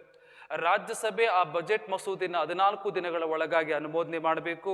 ಅನುಮೋದನೆ ಮಾಡಲಿಲ್ಲ ಅಂದ್ರೆ ಲೋಕಸಭೆ ಏನಂತ ಕನ್ಸಿಡರ್ ಮಾಡುತ್ತೆ, ಆ ಮಸೂದೆ ರಾಜ್ಯಸಭೆಯಿಂದ ಅನುಮೋದನೆ ಆಗಿದೆ ಅಂತೇಳಿ ಎಲ್ಲಿ ಕಳಿಸ್ಕೊಡ್ತಾರೆ, ಅಂತಿಮ ಅನುಮೋದನೆಗೆ ನಮ್ಮ ರಾಷ್ಟ್ರಪತಿಗೆ ಕಳಿಸ್ಕೊಡ್ತಾರೆ. ಹಾಗಾಗಿ ಬಜೆಟ್ ಮಂಡನೆ 2ನೇ ಹಂತ ಜನರಲ್ ಡಿಸ್ಕಷನ್, ಇಲ್ಲಿ ಚರ್ಚೆ ಮಾಡಿ ವಿಷಯವಾರು ಸಮಿತಿ ವರ್ಗಾವಣೆ ಮಾಡ್ತಾರೆ. ಅಲ್ಲಿ 2 ರೀತಿ ಸಮಿತಿಗಳು ಬರುತ್ತೆ, ಲೋಕಸಭೆ ಸಮಿತಿಗಳು, ರಾಜ್ಯಸಭೆ ಸಮಿತಿಗಳು ಅಂತಕ್ಕಂಥದ್ದು. ಇದು ಬಜೆಟ್ ಮಂಡನೆಯ 2ನೇ ಹಂತ ಅಂತಕ್ಕಂಥದ್ದು. ನೆಕ್ಸ್ಟ್ ಸೆಕೆಂಡ್ 3ನೇ ಹಂತ ಯಾವುದಪ್ಪ ಅಂತ ಕೇಳಿದ್ರೆ, ಬಜೆಟ್ ಮಂಡನೆಯ 3rd ಸ್ಟೇಜ್ ಯಾವುದಪ್ಪ ಅಂದ್ರೆ, ಇಲ್ಲಿ ಮಂಡನೆ ಮಾಡಿರ್ತಕ್ಕಂತಹ 141 ಬೇಡಿಕೆಗಳೇನಿದೆ, 141 ಡಿಮ್ಯಾಂಡ್ಸ್ ಏನಿದೆ, ಆ 141 ಬೇಡಿಕೆಗಳನ್ನ ಪ್ರಸ್ತಾವನೆಯನ್ನ ಸಲ್ಲಿಸಲಾಗುತ್ತೆ. ಎಲ್ಲಿ? ಲೋಕಸಭೆಯಲ್ಲಿ 141 ದಿನಗಳ ಪ್ರಸ್ತಾವನೆ ಸಲ್ಲಿಸಲಾಗುತ್ತೆ. ಆ 141 ಪ್ರಸ್ತಾವನೆಗಳ ಮೇಲೆ ಮತ ಹಾಕಬೇಕು, ವೋಟ್ ಹಾಕಬೇಕು. ಇದಕ್ಕೆ ನಮ್ಮ ಸ್ಪೀಕರ್ ಲೋಕಸಭೆ ಸ್ಪೀಕರ್ 26 ದಿನ ನಿಗದಿ ಮಾಡಿರ್ತಾರೆ. ಅಂದ್ರೆ 26 ದಿನಗಳ ಒಳಗಾಗಿ 141 ಬೇಡಿಕೆಗಳ ಪ್ರಸ್ತಾವನೆಯನ್ನ ಸಲ್ಲಿಸಿ ಆ 141 ಬೇಡಿಕೆಗಳನ್ನ ಪ್ರತ್ಯೇಕವಾಗಿ ಮತಕ್ಕೆ ಹಾಕಲಾಗುತ್ತೆ. ವೋಟ್ ಮಾಡಬೇಕು, ಅಂದ್ರೆ ಅನುಮೋದನೆ ಆಗಬೇಕು. ಎವ್ರಿ ಇಂಡಿವಿಜುವಲ್ ಡಿಮಾಂಡ್ಸ್ ಏನು 141 ಡಿಮಾಂಡ್ ಹೇಳಿದೆ, ಅದರಲ್ಲಿ 141 ಬೇಡಿಕೆಗಳಲ್ಲಿ 32 ಬೇಡಿಕೆಗಳು ರೈಲ್ವೆ ಬೇಡಿಕೆಗಳು, 109 ಬೇಡಿಕೆಗಳು ಸಾಮಾನ್ಯ ಬೇಡಿಕೆಗಳಾಯ್ತು. ಆ ಸಾಮಾನ್ಯ ಬೇಡಿಕೆಗಳಲ್ಲಿ 103 ಬೇಡಿಕೆಗಳು ಅತಿ ಸಾಮಾನ್ಯ ಬೇಡಿಕೆಗಳು, 6 ಬೇಡಿಕೆಗಳು ನಮ್ಮ ಡಿಫೆನ್ಸ್ ಡಿಮ್ಯಾಂಡ್ಸ್ ಅಂತಕ್ಕಂಥ ರಕ್ಷಣಾ ಬೇಡಿಕೆಗಳು, ಒಟ್ಟು 141 ಬೇಡಿಕೆಗಳು. ಈಚ್ ಡಿಮ್ಯಾಂಡ್ ಅನ್ನ ಪ್ರತ್ಯೇಕವಾಗಿ ಮತ ಹಾಕಲಾಗುತ್ತೆ. ಆ ಪ್ರತ್ಯೇಕವಾಗಿ ಮತ ಹಾಕ್ಲಿಕ್ಕೆ ನಮ್ಮ ಲೋಕಸಭೆ ಸ್ಪೀಕರ್ ಅಂದ್ರೆ ಲೋಕಸಭಾ ಅಧ್ಯಕ್ಷರು ಅದಕ್ಕೆ ಅವಕಾಶ ಮಾಡಿಕೊಡ್ತಾರೆ. ನಿಗದಿಪಡಿಸಿದ ಸಮಯದಲ್ಲಿ ಆ 141 ಬೇಡಿಕೆಗಳ ಮೇಲೆ ಮತ ಹಾಕಬೇಕು. ಒಂದು ವೇಳೆ ಮತ ಹಾಕ್ಲಿಲ್ಲ ಅಂದ್ರೆ ಅಂದ್ರೆ ಏನು, ಸ್ಪೀಕರ್ ಸೂಚನೆ ಕೊಟ್ಟಿರ್ತಾರೆ. ಈ ಸ್ಪೀಕರ್ ಸೂಚನೆ ಕೊಟ್ಟಿರ್ತಕ್ಕಂತಹ ಅವಧಿ ಒಳಗೆ ಅದನ್ನ ಅನುಮೋದನೆ ಮಾಡಬೇಕು. ಅನುಮೋದನೆ ಮಾಡಲಿಲ್ಲ ಅಂದ್ರೆ ಅನುಮೋದನೆ ಆಗಿದೆ ಅಂತೇಳಿ ಲೋಕಸಭೆ ಸ್ಪೀಕರ್ ಏನ್ ಮಾಡ್ತಾರೆ, ಅದನ್ನ ಮುಕ್ತಾಯ ಮಾಡ್ತಾರೆ. ಅದಕ್ಕೆ ನಾವೇನಂತ ಕರಿತೀವಿ, ಗಿಲೋಟಿನ್ ಮುಕ್ತಾಯ ಅಂತ ಕರಿತೀವಿ. ಅರ್ಥ ಮಾಡ್ಕೋಬೇಕು. ಬಜೆಟ್ ಮಂಡನೆಯ 3ನೇ ಹಂತದಲ್ಲಿ ಏನಾಗುತ್ತಪ್ಪ ಅಂದ್ರೆ, ಆ 141 ಬೇಡಿಕೆಗಳಿಗೆ 141 ಡಿಮ್ಯಾಂಡ್ಸ್ಗೆ ವೋಟ್ ಹಾಕಿ ಸದನದಿಂದ ಅನುಮೋದನೆ ಪಡ್ಕೊಳ್ಬೇಕು. ಈ 3ನೇ ಹಂತದಲ್ಲಿ ಅಂದ್ರೆ ವೋಟ್ ಆಗ್ತಕ್ಕಂಥ ಅಂದ್ರೆ 141 ಬೇಡಿಕೆಗಳನ್ನ ಪ್ರತ್ಯೇಕವಾಗಿ ಮಂಡಿಸಿ ಅನುಮೋದನೆ ತಗೊಳ್ತಕ್ಕಂಥ ಸಂದರ್ಭದಲ್ಲೇ ಮಾನ್ಯ ಲೋಕಸಭೆಯ ವಿರೋಧ ಪಕ್ಷದ ನಾಯಕರು ಕಟ್ಟು ಮೋಷನ್ ಅನ್ನ ಮಂಡನೆ ಮಾಡಬಹುದು. ಈ ಅಂತ ನಿಮಗೆ ಗೊತ್ತಿರಬೇಕು, ಪ್ರಶ್ನೆ ಕೇಳ್ತಾರೆ ಸಾಕಷ್ಟು ಎಕ್ಸಾಮ್ ಅಲ್ಲಿ. ಕೋತಾ ಗೊತ್ತುವಳಿ ಕಟ್ಟು ಮೋಷನ್ ಅನ್ನ ವಿರೋಧ ಪಕ್ಷದ ನಾಯಕರು ಮಂಡನೆ ಮಾಡಬಹುದು. ಏನಪ್ಪ ಕಟ್ಟು ಮೋಷನ್ ಅಂದ್ರೆ, ನೋಡಿ ಈಗ 141 ಬೇಡಿಕೆಗಳಿಗೆ ಇಷ್ಟಿಷ್ಟು ಹಣ ಅಂತೇಳಿ ಹಣಕಾಸು ಸಚಿವರು ಫೈನಾನ್ಷಿಯಲ್ ಮ್ಯಾಟರ್ಸ್ ಅಥವಾ ಹಣಕಾಸನ್ನ ಅಲಾಟ್ ಮಾಡಿರ್ತಾರೆ. ಇದರಲ್ಲಿ ನಮ್ಮ ವಿರೋಧ ಪಕ್ಷದ ನಾಯಕರು 3 ರೀತಿಯ ಕಟ್ ಮೋಷನ್ ಅನ್ನ ಪ್ರೆಸೆಂಟ್ ಮಾಡಬಹುದು. ಒಂದು ಪಾಲಿಸಿ ಕಟ್. ಏನಪ್ಪ ಪಾಲಿಸಿ ಕಟ್ ಅಂದ್ರೆ, ನೀತಿ ಕೋತಾ ಕೋತಾ, ಸೊ ಗೊತ್ತುವಳಿ. ಗೊತ್ತುವಳಿ ಅಂತ ಏನ್ ಪಾಲಿಸಿ ಕಟ್ಟು? ಸರ್ಕಾರ ಯಾವುದೋ ಒಂದು ಹೊಸ ಕಾರ್ಯಕ್ರಮವನ್ನು ಅನುಷ್ಠಾನ ಮಾಡ್ತು, ಆ ಹೊಸ ಕಾರ್ಯಕ್ರಮ ಹೊಸ ನೀತಿಯನ್ನ ಜಾರಿಗೆ ತರೋದು ಬೇಡ ಅಂತೇಳಿ ಪಾಲಿಸಿ ಕಟ್ ಮಾಡಬಹುದು. ಅಂದ್ರೆ ಸರ್ಕಾರ ಬಜೆಟ್ ನಲ್ಲಿ ಮಂಡನೆ ಮಾಡಿರ್ತಕ್ಕಂಥ ಹೊಸ ಪಾಲಿಸಿಯನ್ನ ಹೊಸ ನೀತಿಯನ್ನ ಅನುಮೋದಿಸದೇ ಇರುವುದು. ಕನ್ಫ್ಯೂಸ್ ಮಾಡ್ಕೋಬೇಡಿ. Do not approved. ಸೊ ಇದನ್ನು ನಾವು ಪಾಲಿಸಿ ಕಟ್ ಅಂತ ಕರಿತೀವಿ. ಒಂದು ವೇಳೆ ಪಾಲಿಸಿ ಕಟ್ ಅಂತಕ್ಕಂಥದ್ದು ಅನುಮೋದನೆ ಆದ್ರೆ ಸೊ ಬೇಡಿಕೆಯ ಮೊತ್ತ ಅಂತಕ್ಕಂಥದ್ದು, ಡಿಮ್ಯಾಂಡ್ ಮನಿ ಅಂತಕ್ಕಂಥದ್ದು ಜಸ್ಟ್ ₹1 ಇಳುತ್ತೆ. ಹಾಗಾಗಿ ಕಟ್ ಮೋಷನ್ ಅಲ್ಲಿ ಮೊದಲನೇದು ಪಾಲಿಸಿ ಕಟ್, ನೀತಿ ಕೋತಾ ಗೊತ್ತುವಳಿ ಅಂತ ಕರಿತೇವೆ. ಎರಡನೇದು ಯಾವ್ದಪ್ಪ ಅಂತಂದ್ರೆ ಎಕನಾಮಿಕ್ ಕಟ್, ಆರ್ಥಿಕ ಕೋತಾ ಗೊತ್ತುವಳಿ, ಎಕನಾಮಿಕ್ ಕಟ್ ಮೋಷನ್ ಅಂತ ಕರಿತೀವಿ. ಏನಪ್ಪ ಎಕನಾಮಿಕ್ ಕಟ್ ಅಂದ್ರೆ, ಸರ್ಕಾರ ಯಾವುದೋ ಒಂದು ಯೋಜನೆಗೆ 1,000 ಕೋಟಿ ನೀಡಿದೆ. 1,000 ಕೋಟಿ ಜಾಸ್ತಿ ಆಯ್ತ್ರಿ, 600 ಕೋಟಿ ಸಾಕು, 600 ಕೋಟಿ ಸಾಕಂತೇಳಿ ವಿರೋಧ ಪಕ್ಷದ ನಾಯಕರು ಎಕನಾಮಿಕ್ ಕಟ್ ಅನ್ನ ಮಂಡನೆ ಮಾಡಿದ್ರೆ, ಇನ್ನು 400 ಕೋಟಿ ಏನಾಗುತ್ತೆ, ಅದು ಎಕನಾಮಿಕ್ ಕಟ್, ಅದನ್ನ ಆರ್ಥಿಕ ಗೊತ್ತುವಳಿ ಅಂತ ಕರಿತೇವೆ. ಸೊ ಮೊದಲನೇದು ಪಾಲಿಸಿ ಕಟ್, ಇಂಥ ಯೋಜನೆ ಜಾರಿಗೆ ಬರೋದು ಬೇಡ ಅಂತಕ್ಕಂಥದ್ದು. ಎರಡನೇದು ಎಕನಾಮಿಕ್ ಕಟ್, ನೀವು ಜಾಸ್ತಿ ಹಣ ಕೊಟ್ಟಿದ್ರೆ ಅಷ್ಟೊಂದು ಹಣ ಬೇಡ, ಕಡಿಮೆ ಅಲಾಟ್ ಮಾಡಿ ಅಂತೇಳಿ ಅದನ್ನ ಎಕನಾಮಿಕ್ ಕಟ್ ಮಾಡ್ತಕ್ಕಂಥದ್ದು. ಮೂರನೇದು ನಾಮಿನಲ್ ಕಟ್ ಅಥವಾ ಸೊ ಟೋಕನ್ ಕಟ್ ಅಂತ ನಾವು ಕರಿತೇವೆ. ಸೊ ಏನಪ್ಪ ಈ ನಮ್ಮ ಟೋಕನ್ ಕಟ್ ಅಂದ್ರೆ, ನೋಡಿ ಈ ನಾಮಿನಲ್ ಕಟ್ ಅಂತಕ್ಕಂಥದ್ದು, ಸೊ ಈ ನಮ್ಮ ವಿರೋಧ ಪಕ್ಷದ ನಾಯಕರು, ಅಪೋಸಿಟ್ ಮಿನಿಸ್ಟರ್ ಅಂತ ಏನಿದ್ದಾರೆ ಇವರು, ಸೊ ಬೇಡಿಕೆ ವಿರುದ್ಧ ಅಂದರೆ 141 ಬೇಡಿಕೆಗಳನ್ನು ಕೂಡ ರಿಜೆಕ್ಟ್ ಮಾಡ್ತಕ್ಕಂಥದ್ದು, ಇದನ್ನ ನಾವು ಟೋಕನ್ ಕಟ್ ಅಂತ ಕರಿತೀವಿ. ಅಂದ್ರೆ ಸೊ ಬೇಡಿಕೆ ಮೇಲಿನ ವಿರುದ್ಧ ಏನು 141 ಡಿಮ್ಯಾಂಡ್ ಕೊಟ್ಟಿದ್ದಾರೆ, 141 ಬೇಡಿಕೆಗಳನ್ನು ಆಪೋಸಿಟ್ ಮಾಡ್ತಕ್ಕಂಥದ್ದು, ಇದನ್ನ ನಾವು ಟೋಕನ್ ಕಟ್ ಅಂತ ಕರಿತೀವಿ. ಒಂದು ವೇಳೆ ಟೋಕನ್ ಕಟ್ ಅಂತಕ್ಕಂಥದ್ದು ಸದನದಲ್ಲಿ ಅನುಮೋದನೆ ಆದರೆ ಅದರ ಒಟ್ಟು ಮೊತ್ತ ಅಂತಕ್ಕಂಥದ್ದು ಕೇವಲ ₹100 ಇಳಿಕೆ ಆಗ್ತದೆ. ಸೊ ಈ ಮಾಹಿತಿ ಕೂಡ ಇರಬೇಕು.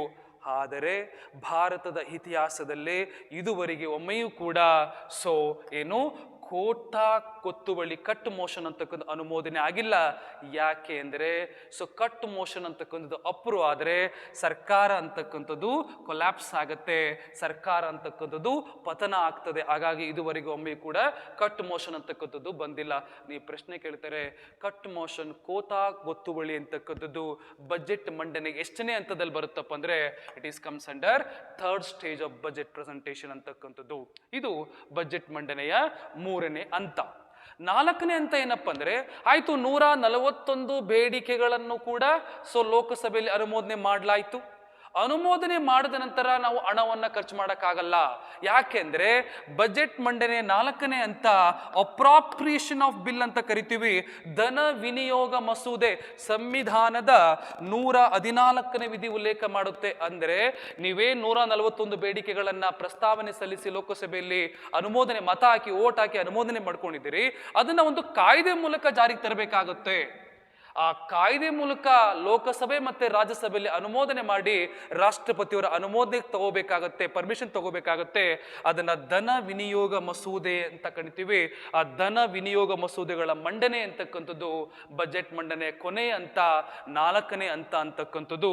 ಸೊ ಇಲ್ಲಿ ಏನ್ ಮಾಡ್ತಾರಪ್ಪ ಅಂದ್ರೆ, ಸೊ ಈ ಭಾರತದ ಸಂಚಿತ ನಿಧಿಯಿಂದ ಅಂದ್ರೆ 141 ಬೇಡಿಕೆಗಳಿಗೆ ಬಜೆಟ್ ಮಂಡನೆ ಮಾಡಿದ್ರಲ್ಲ, ಆ ಮಂಡನೆ ಮಾಡಿರ್ತಕ್ಕಂತಹ ಸೊ ಬೇಡಿಕೆಗಳಿಗೆ ಹಣವನ್ನ ಪಡ್ಕೊಳ್ಬೇಕಂದ್ರೆ ಭಾರತದ ಸಂಚಿತ ನಿಧಿಯಿಂದ, ಕನ್ಸಾಲಿಡೇಟ್ ಫಂಡ್ ಆಫ್ ಇಂದ ಹಣ ಪಡ್ಕೊಳ್ಬೇಕಂದ್ರೆ ಧನ ವಿನಿಯೋಗ ಮಸೂದೆನ ಮಂಡನೆ ಮಾಡಿ ಸೊ ಆ ಧನ ವಿನಿಯೋಗ ಮಸೂದೆನ ಲೋಕಸಭೆ ರಾಜ್ಯಸಭೆಯಲ್ಲಿ ಅನುಮೋದನೆ ಮಾಡಿ ಅಪ್ರೂವ್ ತಗೊಂಡು 141 ಬೇಡಿಕೆಗಳಿಗೆ 141 ಡಿಮ್ಯಾಂಡ್ಸ್ಗೆ ಹಣವನ್ನ ಖರ್ಚು ಮಾಡಲಿಕ್ಕೆ ಭಾರತದ ಸಂಚಿತ ನಿಧಿಯಿಂದ ಸೊ ಹಣವನ್ನ ಪಡ್ಕೊಳ್ಳಿಕ್ಕೆ ಈ ಮಂಡನೆಯನ್ನ ಧನ ವಿನಿಯೋಗ ಮಸೂದೆಯನ್ನ ಮಂಡನೆ ಮಾಡಬೇಕು. ಮಂಡನೆ ಮಾಡಿ ಲೋಕಸಭೆ ಮತ್ತೆ ರಾಜ್ಯಸಭೆಯಲ್ಲಿ ಅನುಮೋದನೆ ತಗೊಂಡು ಕೊನೆಗೆ ಎಲ್ಲಿ ಕಳಿಸ್ಕೊಡ್ತಾರೆ? ರಾಷ್ಟ್ರಪತಿಯವರಿಗೆ ಕಳಿಸ್ಕೊಡ್ತಾರೆ. ರಾಷ್ಟ್ರಪತಿಯವರು ಸಾಮಾನ್ಯವಾಗಿ ಈ ಬಜೆಟ್ ಮಸೂದೆನ ಅನುಮೋದನೆ ಮಾಡಿದಾಗ ಧನ ವಿನಿಯೋಗ ಮಸೂದೆ ಅಂತಕ್ಕಂಥ ಧನ ವಿನಿಯೋಗ ಕಾಯ್ದೆ ಆಗುತ್ತೆ. ಕಾಯ್ದೆ ಆದಾಗ ಸರ್ಕಾರ ಅಂತಕ್ಕಂಥದ್ದು ಆ ಆರ್ಥಿಕ ವರ್ಷದಲ್ಲಿ ಅಂದ್ರೆ ಏಪ್ರಿಲ್ 1ರಿಂದ ಏನು 141 ಬೇಡಿಕೆಗಳು ಡಿಮ್ಯಾಂಡ್ ಹಾಕಿತ್ತಲ್ಲ, ಆ ಡಿಮ್ಯಾಂಡ್ಗೆ ಹಣವನ್ನ ಬಳಸಿಕೊಳ್ಳಬಹುದು. ಹಾಗಾಗಿ ಬಜೆಟ್ ಮಂಡನೆಯ 4 ಹಂತಗಳಲ್ಲಿ ಮೊದಲನೇ ಹಂತ ಬಜೆಟ್ ಅನ್ನ ಫೈನಾನ್ಸ್ ಮಿನಿಸ್ಟರ್ ಪ್ರೆಸೆಂಟ್ ಮಾಡ್ತಾರೆ. ಪ್ರೆಸೆಂಟ್ ಮಾಡಿ ಆ ಪ್ರತಿಗಳನ್ನ ನೀಡಲಾಗುತ್ತೆ. ಎರಡನೇ ಹಂತ ಸಾಮಾನ್ಯ ಚರ್ಚೆ ಅಂತ, ಆ ಬಜೆಟ್ ಏನ್ ಮಣ್ಣೆ ಮಾಡಿರ್ತಾರಲ್ಲ, ಆ ಮಣ್ಣೆ ಮಾಡಿರ್ತಕ್ಕಂಥ ಬಜೆಟ್ ನಲ್ಲಿ ಚರ್ಚೆ ಮಾಡ್ತಾರೆ. ಚರ್ಚೆ ಮಾಡಿ ವಿಷಯವಾರು ಸಮಿತಿಗೆ ವರ್ಗಾವಣೆ ಮಾಡ್ತಾರೆ. ಮೂರನೇ ಹಂತ 141 ಬೇಡಿಕೆಗಳನ್ನ ಪ್ರತ್ಯೇಕವಾಗಿ ಮತಕ್ಕೆ ಹಾಕಲಾಗುತ್ತೆ. ಪ್ರತ್ಯೇಕವಾಗಿ ಮತ ಹಾಕೋದು ಮುಂಚೆ ಪ್ರಸ್ತಾವನೆಯನ್ನು ಸಲ್ಲಿಸ್ತಾರೆ. ಪ್ರಸ್ತಾವನೆಯನ್ನು ಸಲ್ಲಿಸಿ ಮತಕ್ಕೆ ಹಾಕ್ತಾರೆ. ಮತಕ್ಕೆ ಹಾಕಿ ಅದನ್ನ ಅನುಮೋದನೆ ಪಡ್ಕೊಳ್ಬೇಕು. ಆ ಮೂರನೇ ಹಂತದಲ್ಲಿ ನಮ್ಮ ವಿರೋಧ ಪಕ್ಷದ ನಾಯಕರು ಕೋತಾ ಗೊತ್ತುವಳಿಯನ್ನ ಕಟ್ ಮೋಷನ್ ಪಾಸ್ ಮಾಡಬಹುದು. ಇದುವರೆಗೂ ಭಾರತದಲ್ಲಿ ಪಾಸ್ ಮಾಡಿಲ್ಲ, ಯಾಕಂದ್ರೆ ಪಾಸ್ ಆದ್ರೆ ಸರ್ಕಾರ ಬಿದ್ದೋಗುತ್ತೆ. ನಾಲ್ಕನೇ ಹಂತ 141 ಬೇಡಿಕೆಗಳಿಗೆ ಹಣವನ್ನ ಸೆಳಿಬೇಕಂದ್ರೆ, ಹಣವನ್ನ ಪಡ್ಕೊಳ್ಬೇಕಂದ್ರೆ ಎಲ್ಲಿಂದ?